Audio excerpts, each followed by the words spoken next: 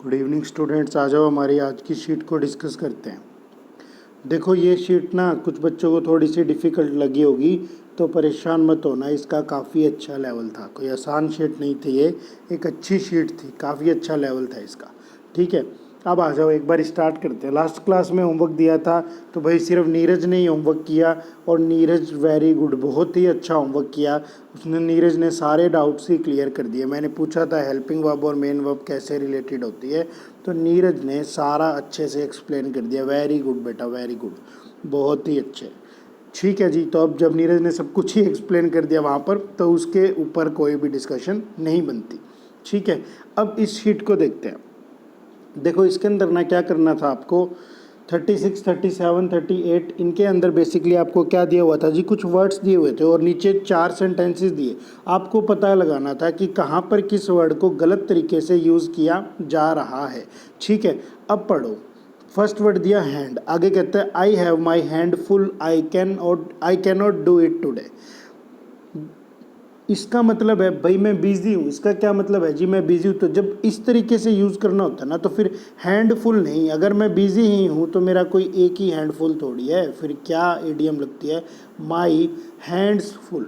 इसका मतलब होता है कि आई एम वेरी बिजी। तो यहाँ पर पहले वाले सेंटेंस में गलत तरीके से यूज़ कर रहा था, यही इसका आंसर था। आगे पढ़ो। The minister visited the jail to see the breach at first hand. Breach होता है दरार, भाई जेल की सिक्योरिटी वगैरह में कोई गड़बड़ हुई, कोई दरार वगैरह आई, तो मिनिस्टर खुद ही पहले पहुंच गया ये बात देखने के लिए कि क्या गड़बड़ हुई। Eight first hand, first hand का मतलब क्या होता है भाई, डायरेक्टली, सीधा सीधा। ऐसे नहीं कहते सेकंड हैंड गाड़ी लेनी है, सेकंड हैंड गाड़ी का क्या मतलब है, डायरेक्टली आपके पास नहीं है, पहले किसी और ने यूज़ की फिर आपके पास आई। फर्स्ट हैंड का मतलब डायरेक्टली आपके पास वो चीज़ आई है, तो ये बिल्कुल सही यूज़। तो आगे कहते the situation is getting out of hand hair. भाई अब सिचुएशन हाथ से निकलती जा रही है। आउट ऑफ हैंड का मतलब क्या होता है जी, out of control, out of control हो रही है सिचुएशन, तो ये भी ओके। आगे देखो, when the roof of my house was blown away he was willing to lend me a hand। lend me a hand का मीनिंग क्या होता है, to help me। जब मेरे घर की छत ब्लास्ट हो गई, टूट गई, फूट गई, कुछ नुकसान हो गया, वो बंदा मेरी हेल्प के लिए तैयार खड़ा था। तो यहाँ तो सिर्फ फर्स्ट वाले में ही गलत यूज़ कर रहा था। अब आप देखो नेक्स्ट वर्ड कहता है जी फोर। अब पढ़ो, he has a great I for detail. I for detail का क्या मीनिंग होता है जी, आई फॉर डिटेल का मीनिंग होता है good at noticing small thing. जब आप स्मॉल थिंग्स को भी क्या कर सकते हो, नोटिस कर सकते हो, आपकी ऐसी एबिलिटी है, good at noticing small things. बात क्लियर है, ये वाला ओके है। आगे कहते हैं we are waiting for the day, we are waiting for the day. ठीक है जी, कोई गड़बड़ नहीं है, we are waiting for the day, हम किसी पर्टिकुलर दिन का क्या कर रहे हैं जी, इंतजार कर रहे हैं। आगे क्या कहता है, I can not bear for her to be angry. Bear for her तो गलत यूज़ है, कहते हैं भाई मैं उसका गुस्सा होना सहन नहीं कर सकता, मैं नहीं चाहता कि वो मुझसे गुस्सा हो। तो I can not bear for her नहीं, आई कैन नॉट बियर हर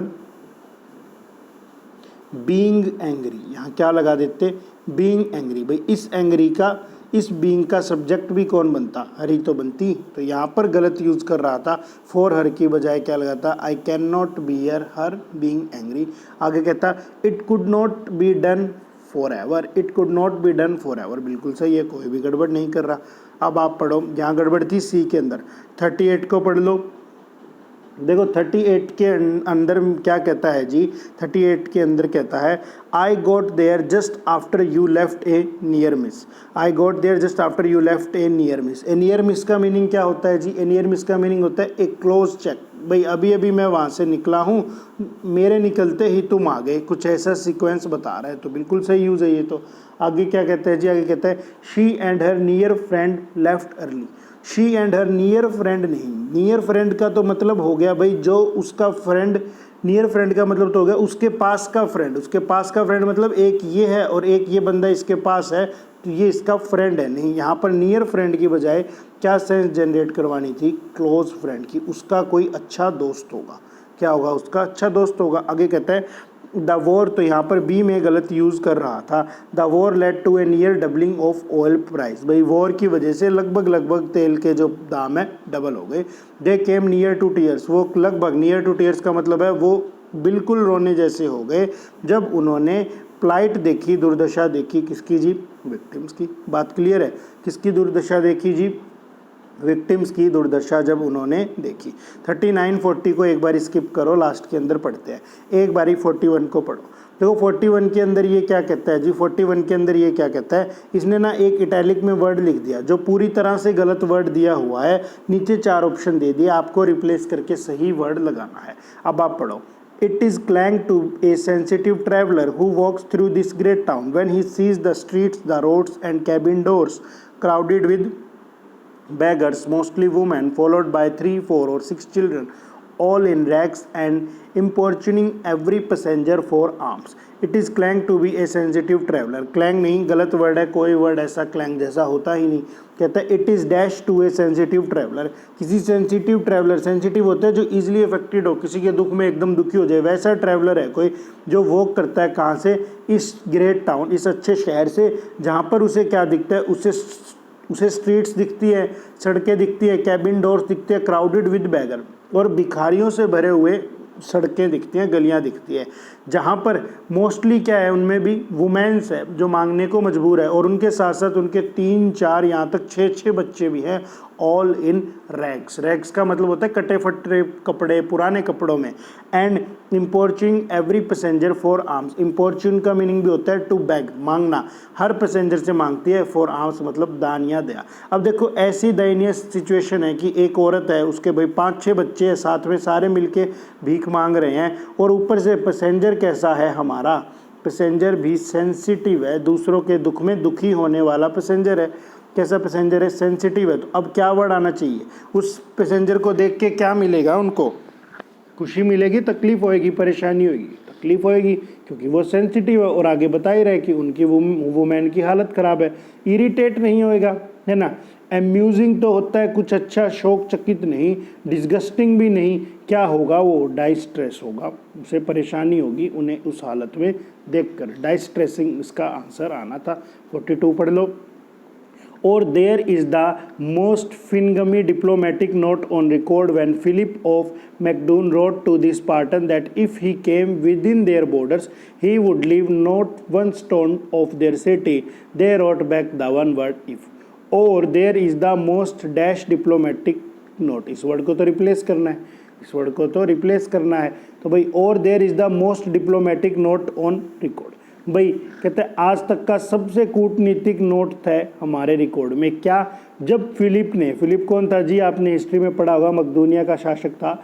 जब फिलिप ने कहाँ का था, मैकडून का था, रोट लिखा, क्या लिखा, स्पार्टन्स को, स्पार्टन होते हैं योद्धा, फाइटर्स को, कि भाई अगर मैं, if he came with in their border, कि भाई अगर मैं तुम्हारे बॉर्डर में आ गया, मतलब अगर मैं तुम्हारे देश में आ गया, he would leave not one stone of their city, फिर तुम्हारे शहर में एक भी पत्थर नहीं बचेगा, यानी मैं तुम्हारे पूरे शहर को लगभग तबाह कर दूंगा अगर मैं तुम्हारे शहर में आ गया।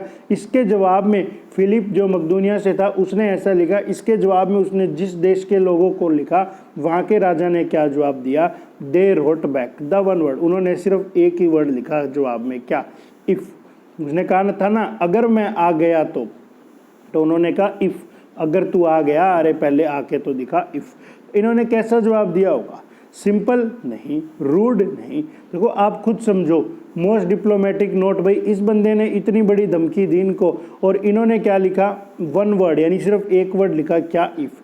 यानी इन्होंने जो जवाब दिया वो क्या था, टर्स था। टर्स का मीनिंग होता है एकदम संक्षिप्त, वर्ड के अंदर ही कह रहा है, कहते हैं तरस, तरस खाता है ये बंदा शब्दों के ऊपर, कुछ भी नहीं बोलता, तरस खाता है। तो ये वर्ड विटी होता है, एक हाजिर जवाब जैसा। हाजिर जवाब तो था, लेकिन यहाँ सेंस देख के क्या पता लगा, जब ये कह रहे हैं कि वन वर्ड था, एक ही वन वर्ड में जवाब दिया, तो कैसा जवाब था, तरस जवाब था, कि भाई हाँ आके तो दिखा पहले। आगे कहता है intelligent design drives from an early 19th century explanation of the natural world given by an English clergyman, William Paley. Paley was the popularizer of the famous watchmaker analogy. Proponent of intelligent design are grouping Paley's argument with a new gloss from molecular biology. तो क्या कहता है, intelligent design drives, intelligent design drives, कोई design वगैरह है भाई, उसका idea कहाँ से आया, अर्ली 19th सेंचुरी से आया, जहाँ पर एक्सप्लेनेशन की थी किसकी, नेचुरल वर्ल्ड की। और किसने एक्सप्लेनेशन की थी, इंग्लिश को का अंग्रेज कोई व्यक्ति था भाई, क्या, क्लर्जीमैन। क्लर्जीमैन होता है चर्च का पादरी वगैरह, आगे उसका नाम दे रहे विलियम पहले। आगे कहते हैं पहले वाज दी पॉपुलराइजर, पहले वाज दी पॉपुलराइजर क्यों पॉपुलर था, of the famous watch maker analogy. भाई फेमस था, उसने कोई और थ्योरी दी होगी वॉच मेकर घड़ी से रिलेटेड की, उस चीज़ के लिए वो फेमस था। आगे क्या कहते हैं, proponent of intelligent design. Proponent का मीनिंग क्या होता है, प्रोपोनेंट का मीनिंग होता है एडवोकेट। प्रोपोनेंट का क्या मीनिंग होता है जी, प्रोपोनेंट का मीनिंग होता है advocate.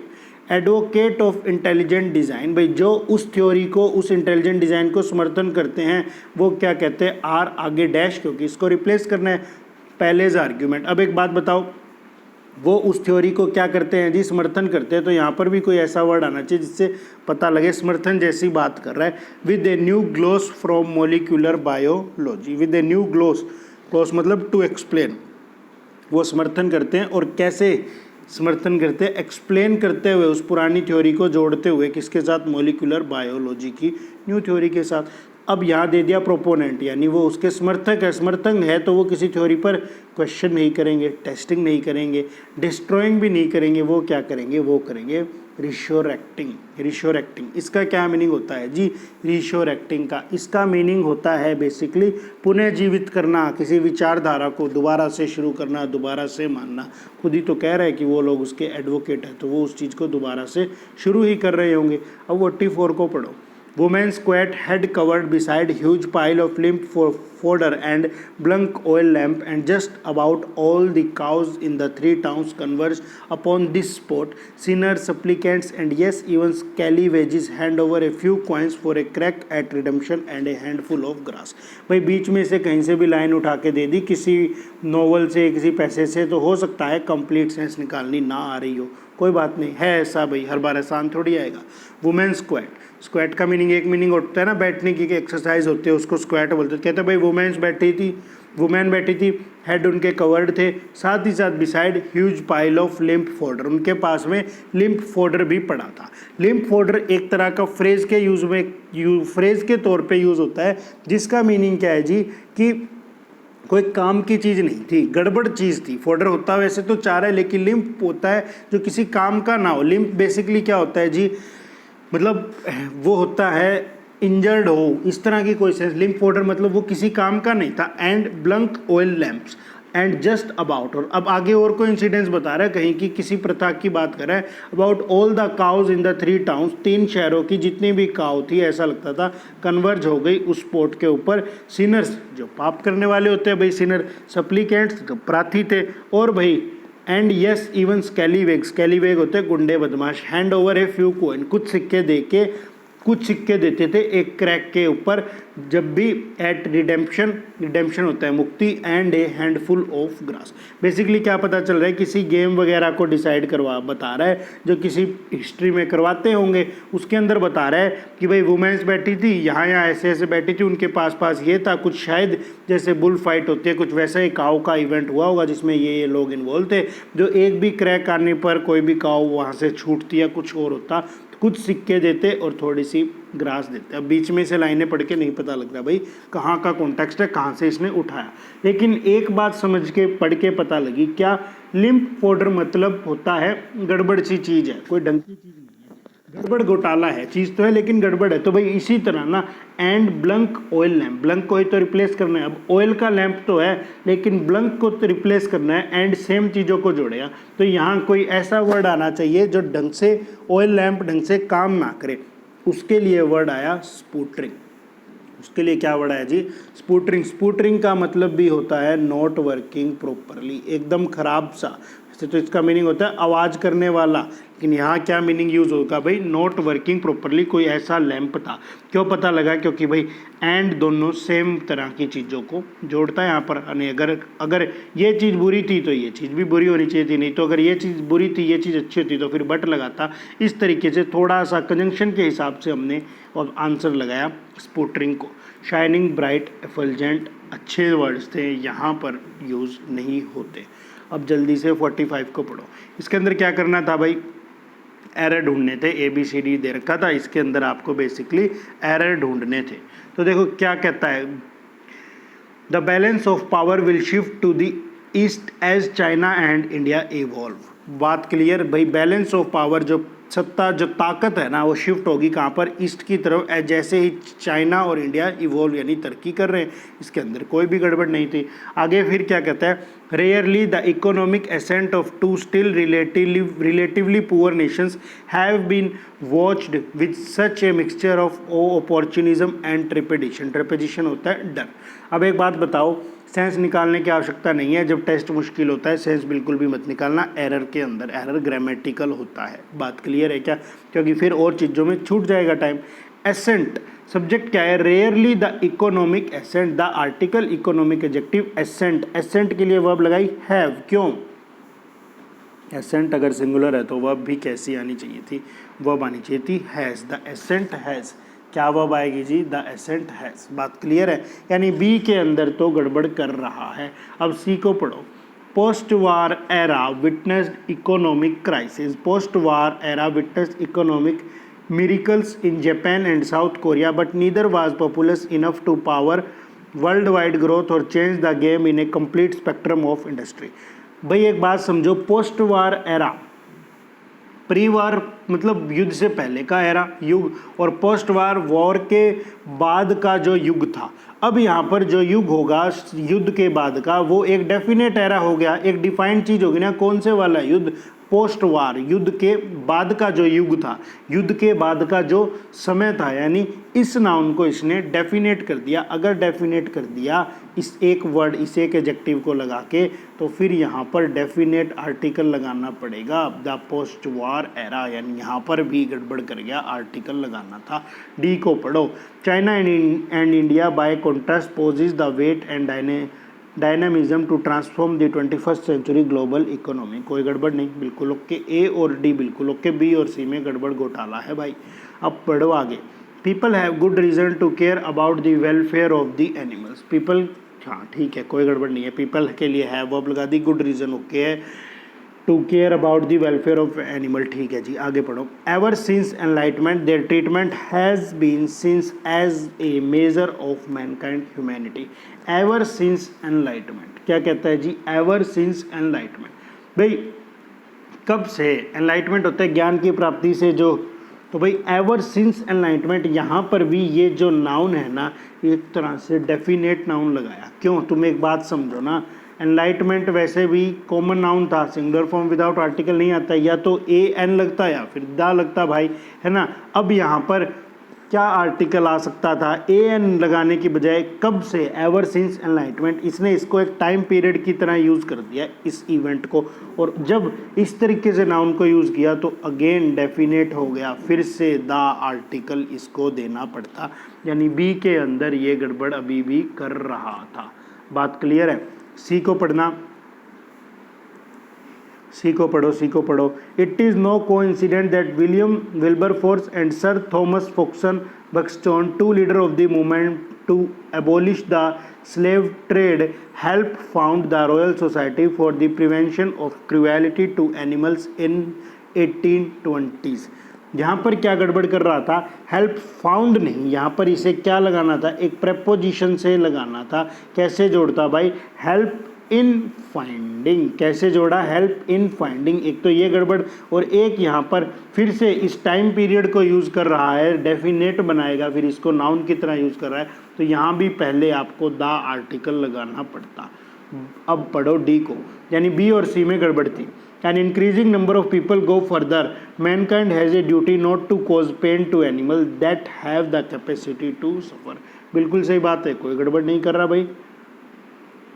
Further mankind has a duty not to cause pain, तो कहता भाई अब ज़्यादातर लोग इस थ्योरी पर चलने लग गए कि मैनकाइंड की ये, मानवों की ये एक ड्यूटी है, ये उनकी ड्यूटी है कि भाई दर्द ना करवाए जानवरों को जो सहन करने की क्षमता रखते हो, फिर भी उन्हें टॉर्चर वॉर्चर ज़्यादा ना करे। 47 को पढ़ो, 47 में क्या कहता है जी, when virtuoso team begin their work individuals are in and group consensus is out. जब टीम ने काम करना शुरू करा, इंडिविजुअल जो थे इन थे, और ग्रुप कंसेंसस जो ग्रुप थे वो आउट थे। कोई भी गड़बड़ इसके अंदर भी इसने नहीं की। As project progresses, however, the individual stars harness themselves to the product of the group, to the product of the group. अच्छा एक बात बताओ, अब इसके अंदर फिर गड़बड़ करेगा ना। एज प्रोजेक्ट प्रोग्रेसेस, प्रोजेक्ट क्या है? प्रोजेक्ट क्या है जी? प्रोजेक्ट आप सबको पता है एक नाउन है, common noun, singular form, without article नहीं लगा रहा तो इसके सामने द आर्टिकल लगाओ। Common noun without article singular form में नहीं आ सकता था भाई, और एक पर्टिकुलर प्रोजेक्ट की बात करेगा जो प्रोग्रेस कर रहा है, इसीलिए डेफिनेट आर्टिकल फिर से लगाएगा क्या? The. As the project progresses, ये सारे एरर इन्होंने आर्टिकल के ऊपर ही बनाए थे ज़्यादातर आज। ठीक है, अब पढ़ो इसको। Sooner or later, the members break through their own egocentrism and become a plurality with single-minded focus on the goal. With single-minded focus, focus फिर से क्या है जी? एक फोकस फिर से क्या है आपका? एक सिंगुलर नाउन है, सिंगुलर नाउन है और काउंटेबल भी है। तो भाई यहाँ पर ए सिंगल माइंडेड फोकस लगाना था, फिर से यहाँ पर आर्टिकल लगा था। सारे के सारे एरर आर्टिकल के ऊपर ही किए इसने, इन दो में एरर था, ए और डी में कोई भी गड़बड़ नहीं थी।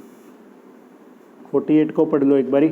Large reduction in the ozone which sits about 15-30 kilometre above the earth take place each winter over the polar region, कोई गड़बड़ नहीं है। लार्ज रिडक्शंस ठीक है, विच सिट्स ठीक है जी, in the ozones about 15 to 30 kilometre above the earth takes place, एक second in the take place each winter over the polar region, कोई गड़बड़ घोटाला इसने इसके अंदर नहीं किया था। एक डाउट शायद किसी बच्चे को आ जाए कि जी जो रिडक्शंस थी, प्लूरल थी, इसके लिए सिट्स क्यों आया है ना? तो भाई ये जो वर्ब है ना, ये ओजोन के लिए आ रही है। Ozone which sit about 15-30 kilometre, ये ओजोन के लिए आ रही है, ना कि लार्ज रिडक्शन के लिए। Specially the Antarctica as low temperature allow the formation of stratospheric clouds that assist chemical reactions breaking down ozone, ना कोई गड़बड़ वाली बात नहीं की। Industrial chemicals containing chlorine, chlorine आएगा, ये तो टाइपिंग का एरर है। Chlorine and bromine have been blamed for thinning the layer because they attack the ozone molecule making them to break apart. Making them to break apart नहीं, यहाँ पर phrase को गलत यूज कर रहा है। Making them to break apart की बजाय इसे क्या लगाना था? टू को हटा देता ना, सिंपल आता मेकिंग देम ब्रेक अपार्ट। क्यों? क्योंकि बहुत सारे बच्चों ने मुझे सिखाया था, जवाब दिया था कि जी लेट बिड हेल्प मेक के बाद वर्ब हमेशा बेयर इन्फिनेटिव आती है। बेयर इन्फिनेटिव आती है तो 2 + V1 की बजाय सिर्फ और सिर्फ V1 यूज़ होगा इस फ्रेज के अंदर भी, क्योंकि इससे पहले मेक दे रखा है। अब आप आगे पढ़ो। It will still take several decades before these substances have disappeared from the atmosphere। इसमें तो कोई गड़बड़ नहीं है। It will still take several decades before these substances have disappeared from the atmosphere। सी छूट गया, सी को पढ़ो। Many unoffending chemicals have now been banned। एक बात बताओ, यहाँ क्या लिख रहा है? केमिकल्स क्या लिख रहा है जी? यहाँ पर केमिकल्स, और जब केमिकल्स लिख रहा है तो फिर एन आर्टिकल तो अनकाउंट उसके सिंगुलर के लिए आता है, तो यहाँ पर एन को हटा दो। मैनी ऑफेंडिंग केमिकल्स, बात क्लियर? अब आगे पढ़ो। हाँ, तो इसके अंदर भी बी और सी में ही गड़बड़ थी और किसी में गड़बड़ नहीं थी। अब एक बारी 49 को पढ़ लो। देखो वर्ड दे रखा है और इसका मीनिंग बताना, बेसिकली अगर समझ में नहीं आता है तो इसने एक एग्जाम्पल भी साथ में अवेलेबल करवा दिया। कहता है ओप्रोब्रियम। ओप्रोब्रियम क्या होता है? ओप्रोब्रियम होता है क्रिटिसाइज, आलोचना करना। The police had to bear the opprobrium generated by their blatant partisan conduct. Police को ना क्रिटिसाइज्म का सामना करना पड़ेगा, जो जनरेट किया है क्रिटिसाइज्म किसने? There blatant partisan. पार्टीजन होता है वन साइडेड, एकदम बाइस्ड, और ब्लेटेंट होता है जी शेमलेसली कंडक्ट। हो सकता है दो बंदों में लड़ाई हो, ये इनका जानकार हो, इसके ऊपर कोई कार्रवाई नहीं की, इसको उठा लिया। इसीलिए क्या कह रहा है, इन्होंने जो शेमलेसली पार्टीजन किया, वन साइडेड डिसीजन दिया, वन साइड रिस्पॉन्स किया, उसके लिए इन्हें आलोचना का सामना करना पड़ेगा। फर्स्ट ऑप्शन ही देखो, हार्श क्रिटिसिज्म, यही तो आंसर था। एक्यूट डिस्ट्रस्ट नहीं, बाइटर एनिमिटी शत्रुता थोड़ी हो जाएगी। स्टार्क ओप्रेसिवनेस नहीं, स्टार्क ओप्रेसिवनेस का मीनिंग होता है कोई चीज़ हो जो एकदम डिफिकल्ट हो। ओप्रेसिवनेस का मीनिंग क्या होता है? एकदम बर्डनसन, जो आपके प्रॉब्लम करे, ट्रबल में डाले। यहाँ क्या आंसर आता है, यहाँ आंसर आता है हार्श क्रिटिसिज्म। आगे पढ़ो इसको 50 को पोर्टेंड। देखो पोर्टेंड का क्या मीनिंग होता है जी, पोर्टेंड का मीनिंग होता है इंडिकेट करना, पूर्वाभास करना किसी बात को पहले से, मतलब एक तरह की गट फीलिंग आना कि यार ऐसा कुछ होगा। क्या कहता है, इट अपीयर्स टू मैनी, ऐसा बहुत सारे लोगों को लगता है, that US war on terrorism, कि भाई जो यूएस से वॉर कर रहा है ना टेररिज्म के ऊपर, ये क्या करेगा जी, portend trouble in gulf, gulf country के अंदर समस्या खड़ी कर देगा। तो पोर्टेंड का मतलब क्या हो गया, पोर्टेंड का मतलब हो गया एक गट फीलिंग ऐसी आ रही है, और दूसरा उसी जैसा वर्ड क्या लगता है जी, बोर्ड, उसी जैसा वर्ड क्या लगा जी, बोर्ड, भविष्य बताना भाई ऐसा लोगों को फील हो रहा है। ये थी शीट, और परेशान मत होना, इसका लेवल थोड़ा सा अप था भाई, बहुत अप था इसका लेवल, ठीक है। अब एक बारी इसको पढ़ो, 40 को पढ़ो। Most firms consider expert individual to be too elitist, temperamental, egocentric and difficult to work with. बहुत सारी फर्म्स को क्या लगता है कि जो एक्सपर्ट इंडिविजुअल है ना, कर्मचारी है, वो क्या है जी, टू इलिस्ट है, ठीक है, बहुत ज़्यादा कुलीन है, टेम्परामेंटल है, ठीक है, टेम्परामेंटल है जिसका मूड जल्दी से बिगड़ जाएगा, भाई जो जल्दी से बात भी तुम्हारी नहीं मानेगा, तुम्हारे कहे से काम भी नहीं करेगा, जल्दी से उसका मूड भी बिगड़ता रहेगा। ईगोसेंट्रिक है and difficult to work with, और ऐसे एम्प्लॉय जिसके साथ काम करना थोड़ा सा मुश्किल हो। Force such people to collaborate on high stakes project, ऐसे लोगों को फोर्स करें कि भाई काम करो हाई स्टेक प्रोजेक्ट पर, and that they just might come to fisticuff. अगर इस तरह के लोगों को फोर्स करके काम करवा भी लिया एक साथ में, तो क्या होगा, फिस्टिकफ हो गए। फिस्टिकफ होता है हाथा मुक्की, एक तरह की फाइट हो जाएगी, ढंग से काम तो होगा ही नहीं। Even the very notation of managing such A group, हालांकि इस तरह का एक आइडिया मैनेज करने का भी, इसकी भैया इस तरीके से काम करवा सके, एक आइडिया भी ना इस तरह के ग्रुप का अनइमेजिनेबल है। इस तरीके के ग्रुप से काम करवाना जो इतने अकड़ू हो, जो बात ना माने, इनको ग्रुप में काम करवाना एक तरह से अनइमेजिनेबल थिंग है। So most organisation fall into default mode, तो ज़्यादातर ऑर्गेनाइजेशन डिफॉल्ट मोड पे काम करती है। क्या, setting up project team of people, उन लोगों की प्रोजेक्ट टीम बनाती है हु गेट अलोंग नाइसली, जो भाई नाइसली आराम तरीके से आराम से काम कर ले बिना लड़ाई झगड़े के। अब आगे पढ़ो। The result how ever is disastrous, नहीं, रिजल्ट डिजास्टर क्यों होगा, जब काम ही करेंगे तो रिजल्ट डिजास्टर्स नहीं हो सकता। The result is mediocrity, mediocrity, अरे इस मेडियोक्रिटी का मीनिंग पता है, इसी से तो वर्ड बना है क्या, मीडियोकर। कितनी ही बार हम स्कूल में कहते थे कि ये हम कैसे बच्चे हैं, हम तो मीडियोकर है, ना होशियार ना नालायक, मीडियोकर, मीडियम। तो यही तो बात है, एक्सपर्ट को आप ला नहीं रहे क्योंकि उनके बेसिकली नखरे ज़्यादा हैं, वो काम नहीं करेंगे। तो कंपनीज क्या करती है जी, नॉर्मल से लोगों को उठाएगी और उनसे ही काम करवा लेगी, तो जो रिजल्ट होगा, जो प्रोजेक्ट होगा, वो भी कैसा होगा, नॉर्मल सा ही बनेगा। The result in is creation of expert, नहीं, वो एक्सपर्ट थोड़ी बन जाएंगे, वो एक्सपर्ट है ही नहीं। नेचुरली दे ड्राइव इनोवेशन, नहीं, वो तो नॉर्मल से बंदे, इलाइट वाले लोगों को, बुद्धि वाले ज़्यादा समझदार लोगों को तो यूज़ किया ही नहीं कंपनी ने, तो कहाँ से वो इनोवेशन करेंगे। इसका आंसर क्या लगता जी, सी लगता। ठीक है, ये थी हमारी आज की शीट। मिलते हैं नेक्स्ट शीट में। Thank you students.